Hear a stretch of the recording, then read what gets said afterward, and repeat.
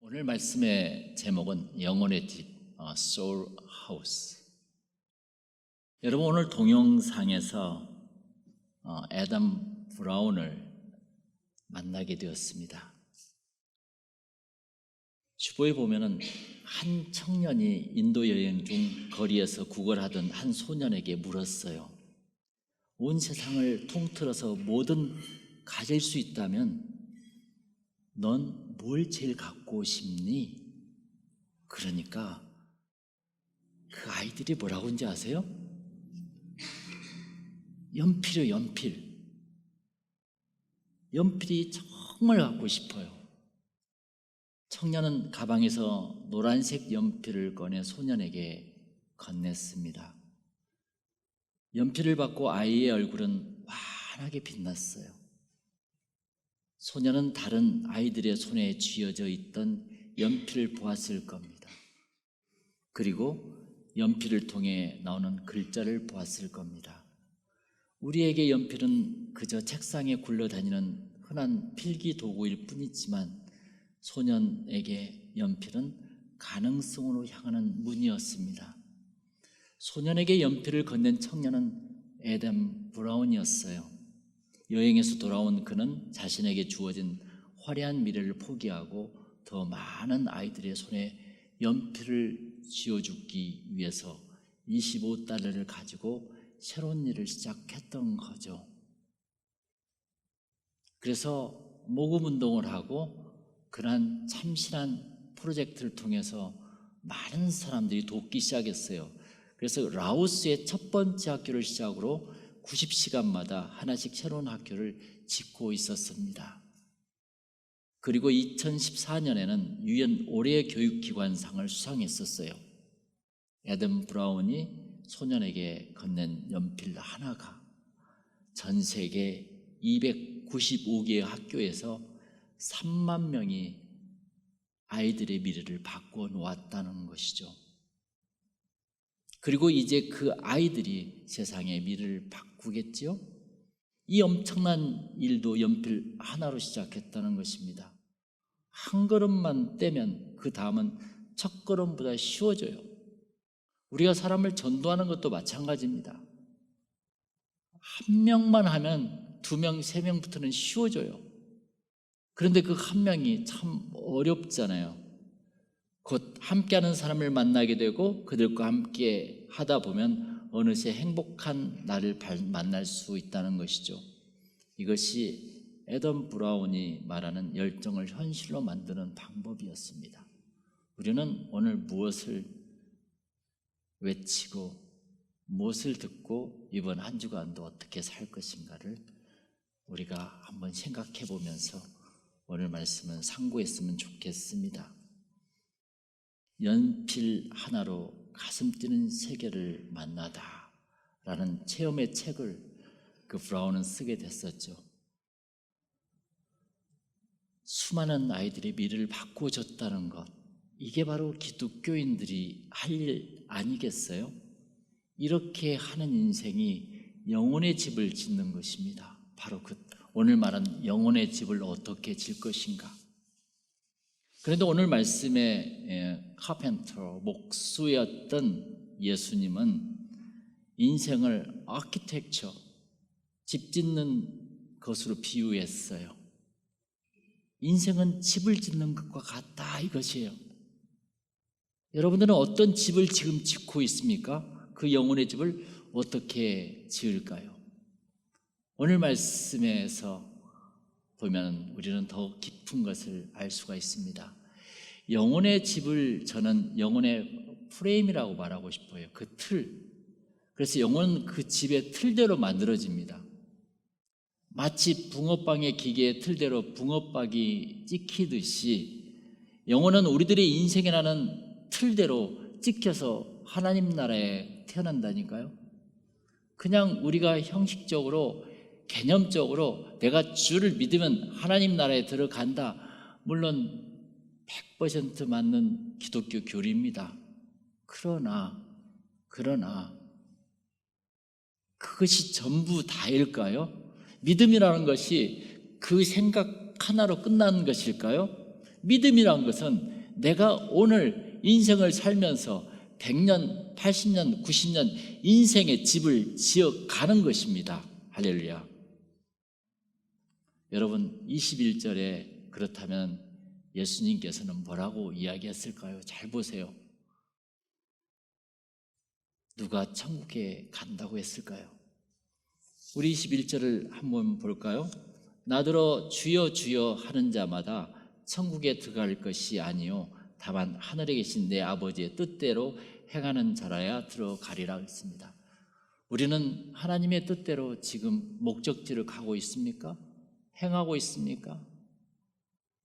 그 말씀을 중요시 여기면서 하루하루를 살아갑니까? 그래서 주여 주여 하는 자가 아니라 하나님 내 아버지 뜻대로 행하는 자라고 그랬습니다. 도대체 어떻게 살란 말이야 지금? 22절 23절 보면 더 확연해집니다. 우리 다 같이 한번 읽어볼까요? 그날에 많은 사람이 나더러 이르되 주여 주여 우리가 주의 이름으로 선지자 노릇하며 주의 이름으로 귀신을 쫓아내며 주의 이름으로 많은 권능을 행하지 아니하였나이까. 그렇게 하니 예수님께서 뭐라고 대답했어요? 그래 너희들은 참 잘했다 라고 하지 않았어요. 그때 내가 그들에게 밝히 말하되, 잘 들어보세요, 내가 너희를 도무지 알지 못하니 불법을 행하는 자들아 내게서 떠나가라 이렇게 하리라. 도대체 그러면 어떻게 살란 말이에요 지금? 하나님 내 아버지 뜻대로 행하는 자, 그 앞에 예수님께서는 가난한 자가 복이 있나니를 쭉 이야기하면서 마태복음 5장 16절에 그들로 너희의 착한 행실을 보고 하늘에 계신 너희 아버지께 영광을 돌리게 하라 라는 말씀을 합니다. 그 deed, 착한 행실. 우리는 지금 착하게 살고 있는가 한번 생각해 봐야 돼요. 제가 2000년도에 40살에 신학을 다시 시작했어요. 그래서 제 교회가 교보문고에서 차로 5분 거리가 있기 때문에 저는 거기를 자주 갔었죠. 교보문고에서 그때 2000년도에 최고의 책을 발견했는데 베스트셀러 1위, 그게 바로 마더 테레사 여사가 썼던 모든 것이 기도로부터 시작된다라는 책이었어요. 저는 그 책을 얼마나 많이 읽었던지 다 뜯어져 가지고 지금 다시 송곳으로 뚫어서 그 책을 문거야 돼요. 저는 그때 그 테레사를 처음 알게 되었습니다. 그 전에는 캐톨릭을 몰랐었어요. 저는 그 여사를 통해서 알게 된 캐톨릭은 순결했어요. 거기에 컴패션, 자비가 있었어요. 그때 개신교의 기도원 부흥이 일어날 때였습니다. 저 역시 목요일마다 일주일에 한 번씩 산에 있는 기도원에 철야 기도를 다녔었습니다. 주여 주여 부르짖었습니다. 정말 저에게는 순수한 부르짖음이었습니다. 그로 인해서 저는 영성을 얻었고 그 영적인 능력이 저에게 하나님의 큰 선물을 받게 됐었어요. 그로 인해서 무한한 많은 사람들을 전도하기 시작했었습니다. 그런데 제가 그때 발견한 테레사는 거의 20세기 1900년도 한 세대를 불우한 아이들을 돌보고 있었더라 이겁니다. 저는 솔직히 불우한 아이들을 돌보고 있지 않았었어요. 제가 주여 주여 외치면서 영성을 얻고 신비로운 하나님의 성령을 얻었음에도 불구하고 불우한 아이를 돌보지 못했다는 것에 대해서 제가 그 책을 보면서 깜짝 놀란 거예요. 어떻게 내가 이렇게 살 수가 있을까? 테레사, 이것이 행동의 부르짖음입니다. 그녀에게는 이것이 행위의 수련장이었어요. 그녀는 달라고 아우성치는 산속 깊은 수련장이 아니라 가난한 사람들과 굶주리며 사랑을 나누는 그곳이 수련장이었다는 것이요. beautiful. 깊이 깨우쳤어요. 저는 복음을 전하는데 솔직히 개신교가 부끄러웠었습니다. 말 장난치는 목사들이 부끄러웠었습니다. 그때 저의 삶은 완전히 달라졌었어요. 그런데 그 테레사 여사를 감동시킨 사람이 누군지 아세요?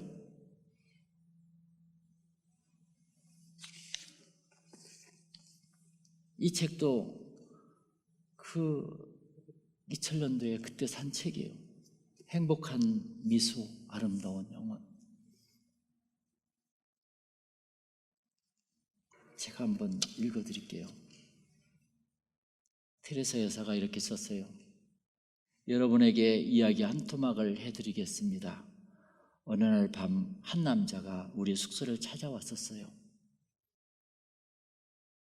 테레사 여사님, 8명의 아이가 딸린 가정이 있었는데요. 그들은 지난 며칠 동안 아무것도 먹지 못했어요. 며칠 동안. 여러분들의 가정이라고 생각해 보세요. 나는 약간의 먹을 것을 싸가지고 갔습니다. 그 말을 듣고 그 가정에 들어서자 굶주림으로 불성사납게 된 어린아이들의 얼굴이 보였습니다. 그들의 얼굴에는 슬픔도 비애도 없었습니다. 배고픔에 짙은 고통만이 드리워져 있었습니다. 나는 그 아이들의 어머니에게 쌀을 주었습니다. 그녀는 쌀을 받아들고 2등분을 딱 하더니 절반을 가지고 밖으로 나가다라는 것이에요. 그녀가 돌아오자마자 나는 이렇게 물었습니다. 어디를 다녀왔어요? 그녀는 내게 짤막하게 대답했어요. 이웃집에 다녀왔어요. 그들도 굶주리고 있거든요. 그녀의 이웃은 이슬람교를 신봉하는 가정이었었습니다. 같은 종교도 아니었었어요. 나는 그녀가 쌀의 절반을 나눠준 것에 그다지 놀라지 않았습니다. 가난한 사람들은 실로 정이 많으니까요. 하지만 나는 그녀가 이웃의 굶주림을 알고 있었다는 사실에 놀랐던 것입니다. 일반적으로 고통이 찾아오면 우리는 자신만을 생각할 뿐 다른 사람에게 관심을 둘 시간이 없기 마련이잖아요. 이 여인은 그리스도의 넉넉한 사랑이 무엇인지를 보여주었다는 것입니다. 할렐루야. 그러니까 테레사가 그 사람을 감동시킨 게 아니라 그 사람이 테레사를 계속 만들고 있는 거라. 이 책이 다 그런 내용이에요. 또 하나 읽어드릴게요. 배고픔이 무엇인지 예를 들어서 말씀드리겠습니다. 한 아이가 수녀에게 빵 한 조각을 얻었어요. 그 아이는 한동안 아무것도 먹지 못한 상태였거든요. 그 아이는 빵을 조금씩 천천히 먹고 있었어요. 나는 이렇게 말했어요. 나는 네가 배고프다는 것을 알고 있단다. 그런데 어째 빵을 다 먹어 치우지 않느냐? 그 가여운 아이는 이렇게 대답했어요. 빵을 좀 더 오래 먹고 싶어서요. 그 아이는 빵을 다 먹어버리면 배고픔이 다시 찾아올까 봐 걱정하고 있었습니다. 그 아이가 빵을 조금씩 뜯어먹고 있었던 것은 이 때문이었어요. 곁에 있던 다른 아이는 아예 먹지도 않았었어요. 나는 그 아이가 빵을 다 먹은 것이라고 생각했습니다. 하지만 그 가여운 아이는 이렇게 말했습니다. 아버지가 병환 중에 있어요. 저도 배가 고프지만 병들어 계신 저희 아버지도 이 빵을 먹고 싶어 하실 겁니다.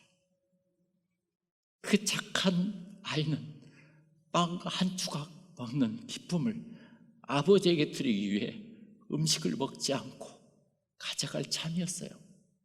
이토록 가난한 아들은 위대합니다. 그들은 우리의 동정심을 필요로 하지 않습니다. 그들은 우리가 그들에게 미안한 마음을 가져야 한다고 말하지 않습니다. 그들은 위대한 사람들입니다. 그들은 우리의 사랑을 받을 만한 사람들입니다. 너무 감동적이잖아요.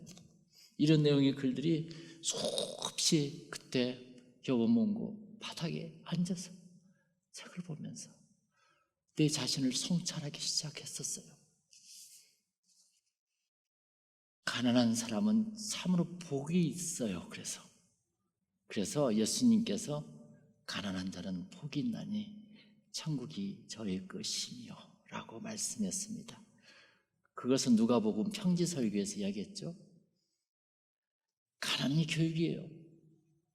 가난한 사람들은 빵에 대한 감사와 소중함을 알아요. 무엇인가 소중함을 알아. 감사가 무엇인지를 알아. 그런데 오늘 예수님께서 말씀한 22절, 23절에 세상의 신앙인들은 주여 주여만 외치고 있었다는 것이에요. 그분을 간구하고 사랑해서가 아니라 세상의 물질과 부귀 영화를 얻기 위해서 외치고 있었다는 것입니다. 할렐루야. 우리는 주님을 왜 외칩니까? 자기 욕구를 채우기 위해서 외칩니까? 그러나 이 가난한 사람은 그 빵을 며칠 동안 밥을 먹지 않았어도 그 빵을 아껴서 다른 사람에게 나눠주고 있었다는 것입니다. 이게 한마디로 good deed 아니에요. 오늘 브라운이란 청년은 연필 한 자루로 무엇을 했죠? 아이들을 사랑했습니다. 이것이 사도 바울이 말한 부끄럽지 않는 복음이에요. 사랑하다 보니까 자신의 화려한 미래를 포기하고 어떻게 했죠? 더 많은 손에 연필을 쥐어주기 위해서 $25로 시작하여 295개의 학교를 짓고 3만 명의 아이들의 미래를 바꾸었습니다. 그게 5년 전의 이야기예요. 지금 예수님처럼 오병의 기적을 만든 것이죠. 우리도 할 수 있어요. 할렐루야. 우리는 한평생 인생이라는 집을 지으며 살고 있어요. 그것이 바로 영혼의 집이에요. 그 프레임대로 영혼은 찍혀나와요. 내가 인생을 악하게 살면 악한 영혼이 만들어지고 선하게 살면 선한 영혼이 만들어지고 사람들이라는 컴패션을 가지게 되면 하나님의 나라에서 활동하기 좋은, 살기 좋은 영혼이 만들어진다는 거 아니겠습니까? 여러분 24절에 보면 집은 반드시 반석 위에 지어져야 된다는 거예요. 하나님 말씀을 중심으로 지어져야 한다는 것이에요. 우리는 말씀을 묵상해야 돼요. 이것이 인생이라는 영혼의 집을 짓는 원칙이에요.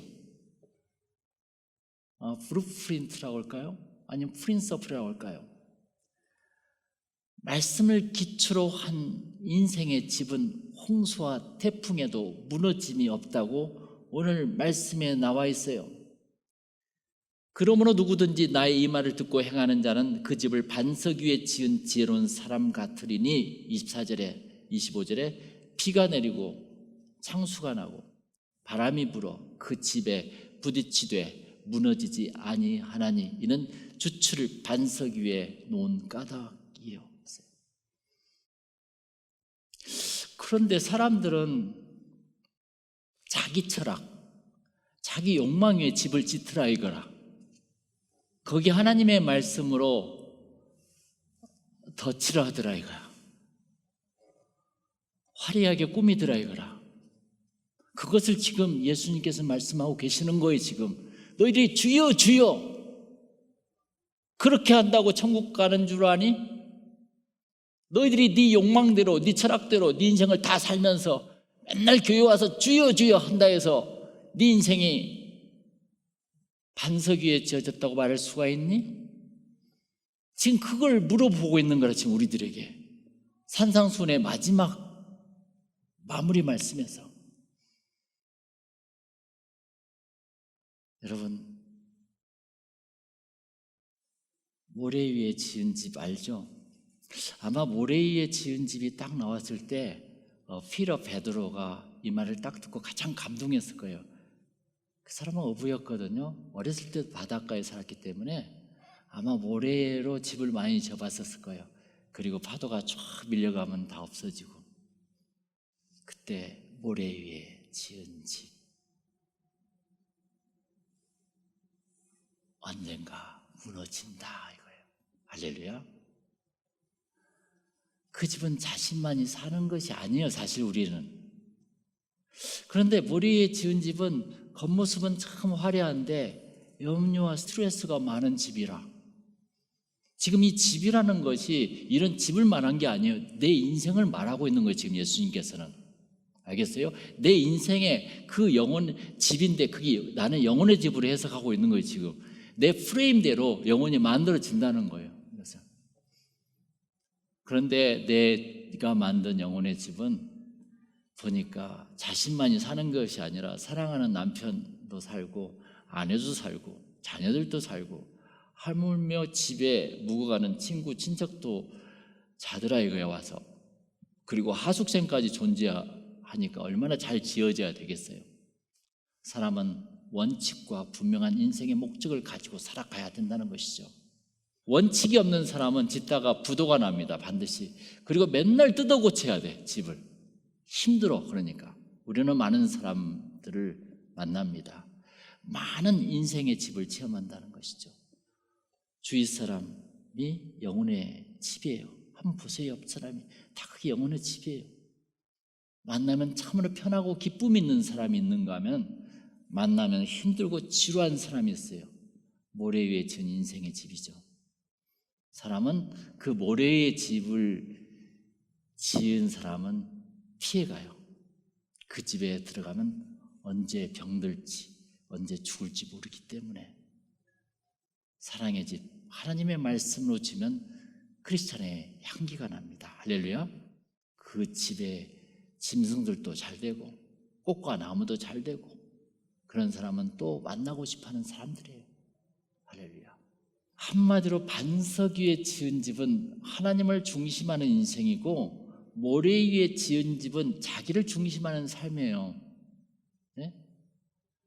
브라운이 자기 출세와 성공만을 꿈꾸었다면 절대로 이 연필 한 자루의 기적을 만들지 못했을 것입니다. 그 사랑하다 보니까 기적이 일어난 거 아니겠습니까? 훌륭한 영혼이 그 집에서 틀에서 만들어지고 있습니다. 브라운은 약속의 연필 하나로 훌륭한 영혼의 집을 지었어요. 이것이 바로 복음입니다. 할렐루야. 우리는 인생의 기초를 자기 중심에서 하나님의 중심으로 옮겨야 합니다. 생각해 보세요. 교회를 잘 세우려고 노력하는데 하나님이 가만히 있겠냐고요. 하나님의 집을 짓는데 그 주인이 뭐라도 주시지 않겠냐고요.